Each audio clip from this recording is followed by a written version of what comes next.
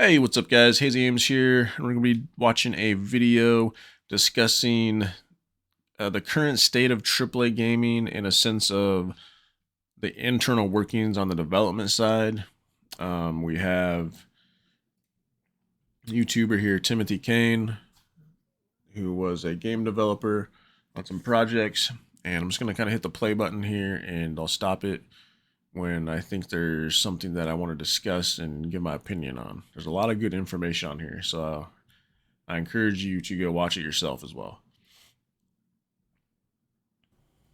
Hi everyone, it's me, Tim. Today I want to talk about something that, for a lack of a better phrase, I'm going to call game development caution. Before I start, I'm going to tell you three different stories. They're a little different, but then I'll tell you what I'm thinking about.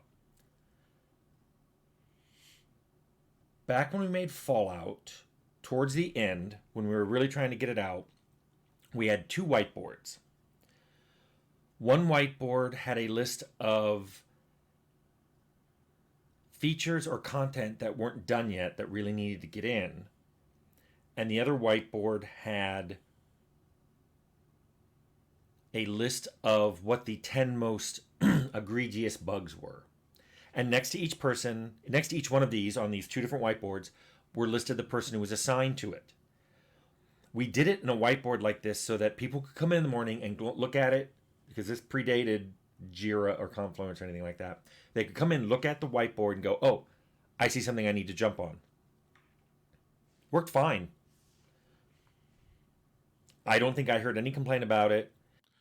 So I'm gonna just jump in right away here. I agree with that um, method and way of thinking 100%.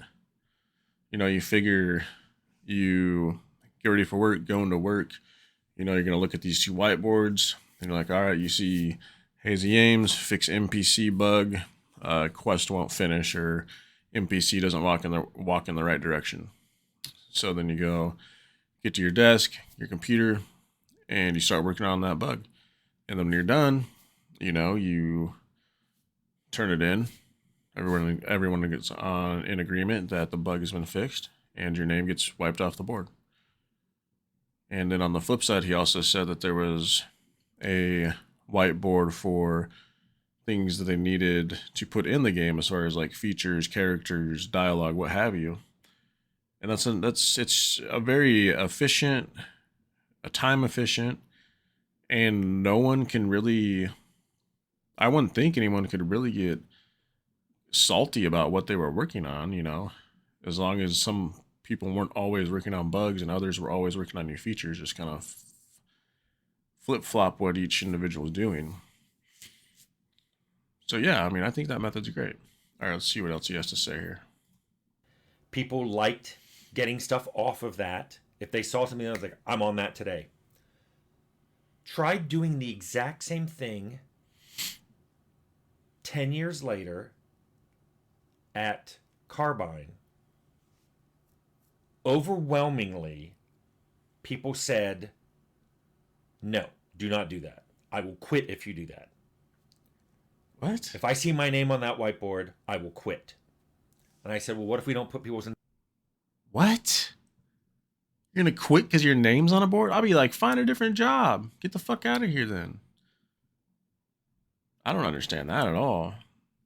But you probably don't want to fire them though either, because they have their hands in the products. They're already knowledgeable on the code and everything. That's crazy. The name's next to it, I'll still quit. People will know it's me. Story 2. When we were making the Outer Worlds, I wanted to put in, this is probably end of year 2, so we're still a year away. The combat AI wasn't really in yet, so I asked for a very simple combat aggression code to be added. This is how simple it was. Every time an NPC got shot, they would see if that person was on the list of someone who'd shot them. If they weren't, they'd add them to the list, with the amount of damage they just took. If they were already on the list, they'd just add the amount of damage they took. Whenever they're deciding who to attack, they attack the person at the top of the list. That's it. That's all I wanted. Keep in mind, the advantage of that basic AI, you can make lots of changes later. You can make them that it has the one at the top of the list, if it's different than the person you're attacking, the damage has to exceed the damage of the person attacking you by a certain amount before you change targets. You can take distance into account. You can take whether you can reach them into account, whether you have a ranged weapon into account. All that comes later. That's all I want. I just gotta pause this for a second. What he just described there is very interesting to me, and maybe that's just me nerding out, but that was so cool and it made so much sense. Anyways, let's keep going. It got put into the programmer production query queue and came back with an estimate of 4 weeks. I pushed back saying the code I asked for was very simple. I've written it before. Would take about 45 minutes. It's basically there's already a callback when you get hit. That's when you look to put them on the list. And there's a callback. There's a call when you 4 weeks? 4 weeks for 10 lines of code? And from what he's explaining, a simple code. Now, I don't know coding or anything like that. So if someone watches this and they know about coding, let me know if this really truly is as simple as he's saying. Because, I mean, the person he's asking to do is asking for 4 weeks to accomplish this. And he's saying, no, you can do this in like 45 minutes. what to pick a target. That's when you look at the list and see which one you want to attack. That's it. The programmer who it got signed to came to me and said, I need 4 weeks. And I'm like, why? Walk me through what you're going to do. And he goes, you don't understand. And I was like, I've coded this 3 times. Walk me through it. And he wouldn't. He left. He left angry. Lead programmer came back, started yelling at me, saying, if he says he needs 4 weeks, he needs 4 weeks. And I'm like, then I will do it. I'll have it done before lunch. And he said, no, because no one, then people will have to support your code. I'm like, well, let me walk through, I'm going to walk you through what I want. And you tell me why this takes 4 weeks. He looked at what I wrote, which was about 10 lines of pseudocode on a whiteboard. And he goes, I'll come back. He came back about an hour later and said, what about 2 weeks? And I said, do I have any options here? Fine. 2 weeks. Story 3. That's just insane to me that this guy's saying he can do it in 45 minutes, 10 lines of code. This guy's asking for 4 weeks, and then they finally settle on 2 weeks. 2 weeks is still absurd. That is ridiculous. I can't believe that. Anyways. Leonard and I talk about features all the time, whether it's dialogues or system mechanics or story, setting. We get very into it. Our voices may be raised. We're jumping out of our chairs to draw things on whiteboards. We're pacing back and forth. I know I've mentioned this before, but Anthony Davis showed up at our door and said, you guys have to stop yelling. Everybody's getting nervous. It's like mom and dad are yelling at each other. Still don't know who he meant was mom, but we explained that's just us talking. We're not mad, but we're trying to tease apart exactly what to do, and we're getting into it. So, what do those 3 stories have to do with each other? I'm starting to see in the industry, I shouldn't say starting, in the last decade, the last quarter of my career, I'm starting to see this rise of what I can only call development caution. An abundance. So just kind of backtrack here. Yeah, I don't think there's any problem with getting animated and passionate about what you're talking about, especially in a video game and development setting. That should be what you want. You should want people to come together and then kind of blow up and then hopefully make a beautiful, passionate game, you know? That's what you want. You don't want people just in their mundane kind of doing their job. You want people invested in the project. Abundance of caution, of padding estimates, time estimates, of wanting to go around and check with a lot of people to see if something's okay, asking, should we do this? I'm not sure. Let's have a meeting. Frequently, People would want to have a meeting to discuss something, and those were the very people who would say, "We have too many meetings. I can't get any work done." Now, caution can be a really good thing if it leads to less bugs, less stress. Also, I get the fact that because games cost more now, your people are approaching it with this sense of caution, because you're not just going to be out a little bit of money, you're going to be out a lot of money if this game doesn't do well. The thing that worries me, though, is games can also be a lot worse because of caution. And everybody who's cautious kind of denies that. They're like, no, we're reducing bugs, we're increasing life work balance, people are less stressed. And I'm like, true, but you're also taking a lot less risk in a game. Which, So with that statement, I mean, does he think it's because a lot of people are maybe working from home, so they don't get that cohesiveness in the office and that passion going for the game in the office? There may be a lot of developers remotely working and sending their code in. I don't know. which in many games I think give them less charm. And yeah, even games that have jank have a lot of charm. My games have had jank. I know people talk about jank in other games. Things where the AI acts in a bizarre way in certain circumstances, Kind of like or Starfield. NPCs say Like I weird love things playing or do weird Starfield, but things. sometimes the AI is It can be just so charming, scuffed. but things have changed, and I know games have gone from being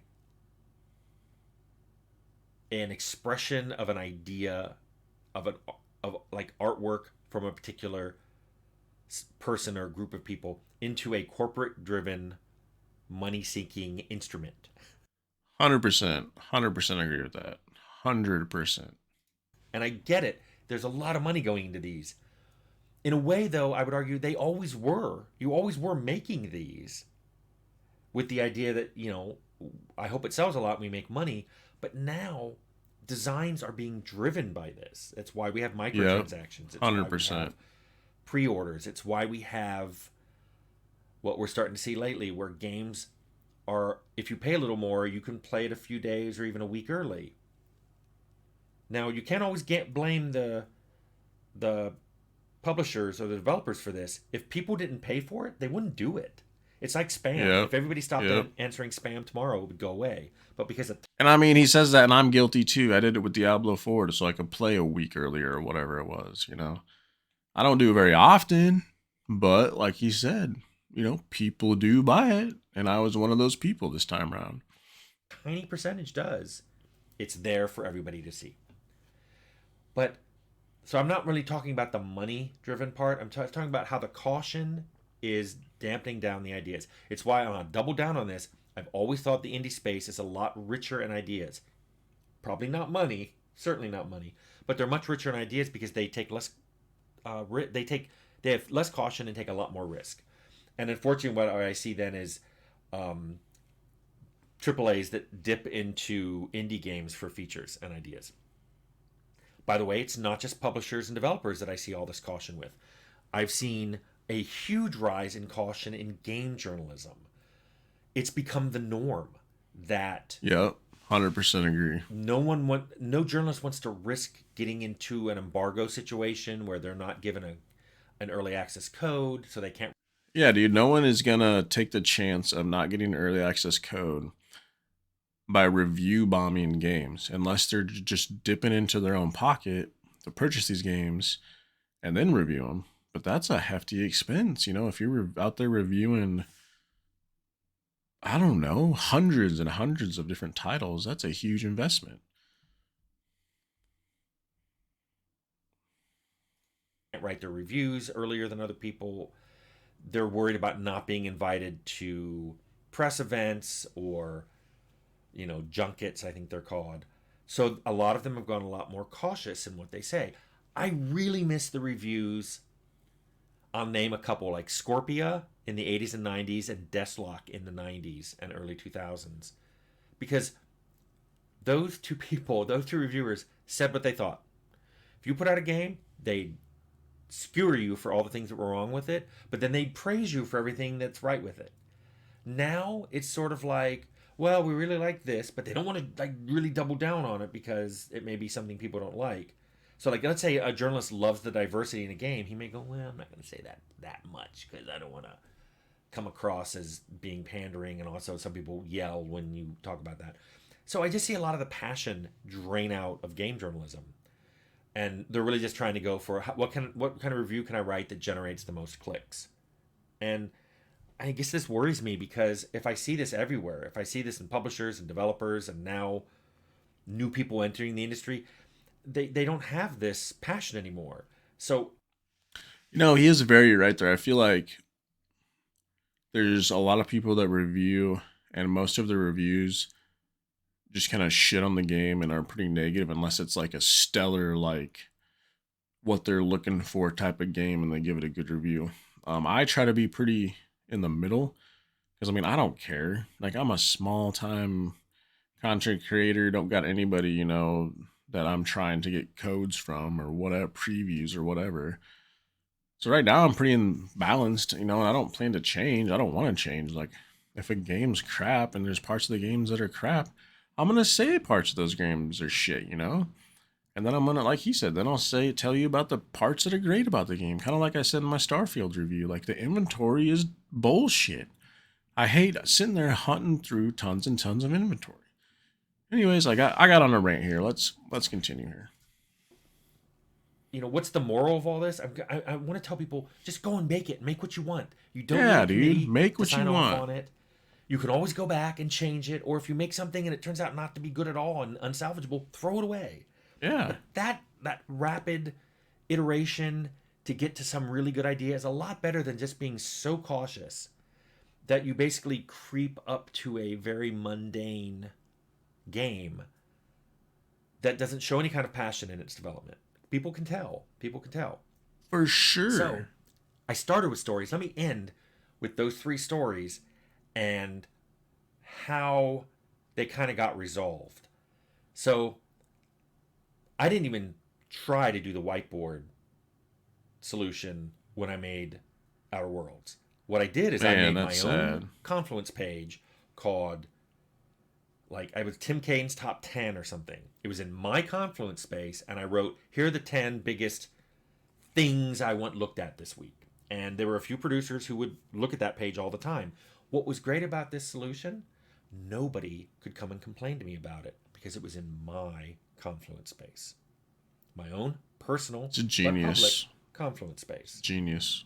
Also, I'd like to point out that anybody could go to Jira at any time and say, what are the 10 most highly prioritized bugs and who are they assigned to? So we already had that whiteboard virtually, but somehow it was Genius. okay that it wasn't called attention to. For the combat aggression code, I think I settled on 2 weeks, and I think it got done faster than that. Great, I got it. I don't think I asked for anything after that. I didn't go and specifically ask for anything because I realized that I was being viewed as some sort of ogre when I knew something could be done faster, and there was no solution to it, which is why years ago I started thinking, ooh, this is becoming a problem. Same thing with Leonard and I yelling at each other. We just kept doing it. We're like, it's our office. We're shut the door. We're not mad at each other. But this is the way Yes. we get things done. Yes. Noted 100% agree, that dude. some people don't like it. We won't get things done like that with you. And let me tell you, I think there were people who felt like they missed out on not being parts of those conversations. Some people would come over. Charlie had his office right next door, and he would the lead designer on Outer Worlds, and he would come in sometimes and join in. Great. Other people didn't do that. You missed out, and I think you missed out on some really fun, active, Yeah, man, that would be engaging good. conversations about Talking game about the development. story and But characters and that's the way things are settings. going. Like, that's cool. So I'm not sure I have a great solution other than telling people, reminding people to be passionate. But I just kind of want to talk about this because it kind of ties into bigger teams and longer development time and bigger budgets. Just this whole game development caution that's rising up in the industry. So there, whew, got that off my chest. For about $1. All right, man. That was a good video. I mean, I agree with pretty much 100% of what he's saying, you know. If you like this video, please like and subscribe. Thank you for stopping by. Much love. Have a good night or day wherever you're at in the world. And we will catch you on the next one.